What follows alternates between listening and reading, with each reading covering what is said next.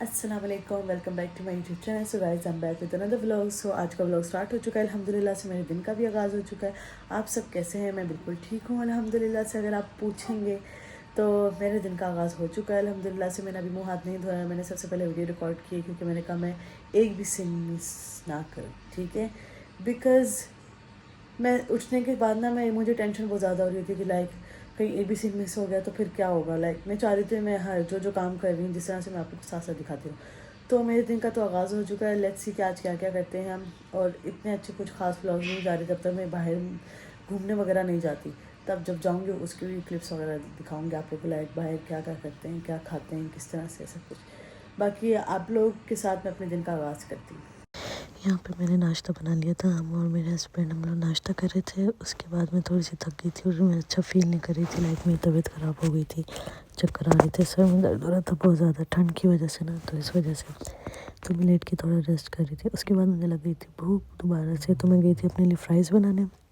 जब तक फ्राइज़ बन रहे थे मैं अपनी मिलियों के पास बैठ के थोड़ा सा एंजॉय कर रही थी, टाइम स्पेंड कर रही थी। मैं आप लोग अपनी कैट्स वगैरह से भी मिलवाती हूँ, उनका नाम भी बताती हूँ, उनका क्या नाम है। आहिस्ता से इनकी वीडियोस भी बनाऊँगी, सबका एक एक का नाम भी बताऊँगी। ये मेरा कैट है, इसका नाम लियो है और ये बहुत क्यूट है। इसका नाम पिक्सी है और ये बहुत लविंग है। और ये दूसरी कैट थी ना, इसका नाम कुकी था। ये बार बार आके मेरे बिस्तर पर बैठ रही थी, लाइक मुझे काम नहीं करने दे रही थी। उसके बाद बारी आती है मेरी स्किन केयर वगैरह करने की। मैंने अपने आप को बहुत मोटिवेट करके उठी और मैंने स्किन केयर वगैरह करना स्टार्ट किया। सबसे पहले तो मैंने अपने बाल बनाए, उसके बाद बाल बनाने के बाद मैं अपना स्किन केयर स्टार्ट करूँ। बात ये कहना चाहती हूँ कि आप जितने भी बीमार हो जाओ, जो भी कर लो, बट काम तो काम करना ही है ना, लाजमी। इस तरह से फिर सपोर्ट मिलती है, सब कुछ होता है। तो मैंने अपने आप को पहले बहुत डिमोटिवेट हो गई थी। मैंने कहा था छोड़ो, आज व्लॉग नहीं बनाती, आज मैं काम नहीं करती। बट मैंने कहा नहीं, ऐसा नहीं करूँगी इंशाल्लाह ताला। मैंने जब रेगुलर बेसिस पे लोगों से वादा किया है तो मैं इंशाल्लाह रेगुलर बेसिस पे व्लॉग्स वगैरह बनाऊँगी और अपनी स्किन केयर रूटीन, मेकअप वगैरह जो भी टिप्स वगैरह, ट्यूटोरियल्स वगैरह आप लोग के साथ शेयर करूँगी। यहाँ मैं अपने बाल बना रही थी टाइट से करके, क्योंकि मैं अपने बालों से बहुत इरिटेट हो रही थी। और एक और बात, इतने बाल गिर रहे हैं मेरे कि मैं आपको क्या बताऊँ, मुझे समझ नहीं आ रही, पता नहीं स्ट्रेस है क्या है। बट अल्हम्दुलिल्लाह से ऐसा कोई सीन नहीं है, बट बाल गिरे जा रहे हैं बहुत ज़्यादा। इससे लग रहा है गंजी वाली फीलिंग आ रही। उसके बाद मैं यहाँ पे सोच रही थी कि मैं किस चीज़ से स्टार्ट करूँ। हाँ, मुझे याद है कोजिक पे से स्टार्ट करने थे। मैंने आप लोग को बताया था गाइस, ये बहुत ज़बरदस्त पैड्स होते हैं। मैं डेली बेसिस पे यूज़ करती हूँ, नाइट रूटीन पे भी करती हूँ और मॉर्निंग रूटीन में भी करती हूँ। तो यहाँ नाइट रूटीन ना मॉर्निंग रूटीन, यहाँ पे डे टाइम था, तो इसीलिए मैं लगाना भूल गई थी। तो मैंने कहा क्यों ना मैं अब लगा लूँ, और मैंने मेकअप वगैरह भी करना था, इस हिसाब से मैं जल्दी से कोजिक एसिड पैड्स लगा रही थी। और बाय द वे मैं आप लोग को अपना दूसरा यूट्यूब चैनल भी मेंशन कर दूँगी, आप लोग जाके मुझे वहाँ पे भी सब्सक्राइब करना। वहाँ पे मैं और मेरे हस्बैंड जो रिएक्शन वगैरह की वीडियोस बनाते हैं। यहाँ पे मैं अपना ग्लो चेक कर रही थी जस्ट पैड्स लगाने के बाद। उसके बाद मैं यहाँ राइस टोनर यूज़ कर रही थी अपनी स्किन के लिए, और मैं ढूंढ रही थी कि कौन सा सीरम था। हाँ, मुझे याद है, ओशा प्योर का ये वाला ब्राइटनिंग सीरम यूज़ करना है। इसके बाद मैंने ये ब्राइटनिंग सीरम लगाया आराम से। उसके बाद मैं अपने फेस की वगैरह की मसाज करूँगी। और यहाँ पे मेरे हस्बैंड मुझसे पूछ रहे थे कि तुम्हारी तबीयत वगैरह कैसी है, ठीक हुई हो, तुम्हारा कोई बुखार वगैरह तो नहीं हो? मैंने कहा नहीं नहीं, अल्हम्दुलिल्लाह से मैं बिल्कुल ठीक हो चुकी हूँ, अच्छा फील कर रही हूँ। क्योंकि मैंने अपने आप को बहुत मुश्किल से बिस्तर से खड़ा किया था कि मैं वीडियोज़ वगैरह बनानी है। उसके बाद यहाँ मैं सनस्क्रीन लगा रही थी। ये मेरी मोस्ट मोस्ट फेवरेट सनस्क्रीन है, जो कि है B&B वालों की, बहुत अच्छी है। मैं आप लोग को यही रिकमेंड करूँगी क्योंकि इसमें SPF जो है वो 50, 60 नहीं है, 70 नहीं, 80 नहीं, 90 नहीं है, जस्ट 50 इस वजह से। उसके बाद मैं लगा रही थी बॉडी स्प्रे, बिकॉज मुझे ना बॉडी मिस्ट लगाना बहुत अच्छा लगता है, वो भी बॉडी एंड ब्लास्ट की चीज़ें मेरी फेवरेट है। उसके बाद बारी आती है यहाँ पे मेकअप वगैरह स्टार्ट करी थी। यहाँ मैं सोच रही थी मैं किससे स्टार्ट करूँ, प्राइमर ढूंढ ढूंढ के थक गई थी, मिल नहीं रहा था। मैंने कहा सबसे पहले आईब्रोज बना लेते हैं, उसके बाद आगे का काम देखते हैं। अच्छा, सबसे पहले तो मैंने बना ली थी आईब्रोज़ बनाने का ट्यूटोरियल भी अगर आप लोगों को चाहिए तो कमेंट में मुझे बताना, तो मैं आप लोगों के साथ शेयर कर दूँगी। जस्ट लुक एट दिस, कितनी परफेक्ट बन रही थी। और ना ही कोई ज़रूरत है कि आप हैवी लाइक महंगी प्रोडक्ट्स ख़रीदो या कुछ भी। सिंपल से आप कलर शेड से भी लगा सकते हो, लाइक आई शेडो पैलेट हो ना, तो उससे भी लगा सकते हो। यहाँ पे मेरी आईब्रो का जो था, थोड़ा सा मैं अपसेट इस वजह से हो रही थी, मेरी आईब्रो थी ना, दोनों का शेप डिफरेंट होता जा रहा था। उधर से ठीक कर रही थी तो उधर से ख़राब हो रहा था, तो इधर से कर रही थी तो उधर से ख़राब कर रहा था। बट ये जो लेफ्ट वाली थी ना, ये बहुत परफेक्ट बन गई थी। जो राइट वाली थी ना, थोड़ी सी बिगड़ गई थी, तो इसलिए मैंने सोचा पहले मैं इसको ठीक करती हूँ। उसके बाद मैंने इसको रिमूव किया थोड़ा सा। मैंने कहा मैंने इसकी शेप वगैरह सेट कर लूँ। शेप वगैरह सेट करने के बाद फिर बारी आती है कि मैं ना कलर करेक्टर लगा रही थी, ठीक है। और ये ना ग्लैम गर्ल्स वाला का कलर करेक्टर है, इतना कोई अच्छा अच्छा है ना। मैं आप लोग को अभी लगा के दिखाऊंगी, इसके बाद मैं आपको कंसीलर भी लगा के दिखाऊंगी इसके ऊपर। बिल्कुल ही जो मेरे डार्क सर्कल आपको नज़र आ रहा है ना, बिल्कुल ही रिमूव हो जाएंगे, गायब हो जाएंगे, जैसे लगेगा एग्जिस्ट ही नहीं करते थे। मैंने थोड़ा सा ज़्यादा कलर करेक्टर लगाया बिकॉज डार्क सर्कल मेरे ज़्यादा हुए थे।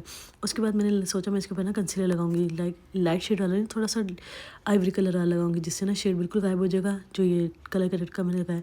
उसके बाद जस्ट लुक एट दिस, इतनी अच्छी फिनिशिंग आ रही थी ना, बिल्कुल ही डार्क सर्कल गायब होते। उसके बाद मैं ब्लेंड करके दिखाती हूँ, ऐसा लगेगा बिल्कुल स्किन के साथ है। Just look at this, dark circle बिल्कुल गायब हो गए थे। अब मैं ढूंढ रही थी जो था ना, ब्यूटी ब्लेंडर ढूंढ रही थी, ब्यूटी ब्लेंडर नहीं मिला था। छोटा सा एक मेरे पास मिनी स्पॉन्सर था, वो मैं उससे ब्लेंड करने लगी थी, क्योंकि ये होता ही आपके कंसीलर के लिए ब्लेंड करेगी, अंडर आई के लिए।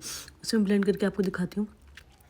आराम से ब्लेंड करने के बाद ये जो शेड मैंने यूज़ किया है ना, ये सिल्क फाउंडेशन है, ठीक है, नहीं सिल्क कंसीलर है, और इसका शेड आइवरी है। जस्ट लुक एट दिस, कितनी अच्छी फिनिशिंग आई थी।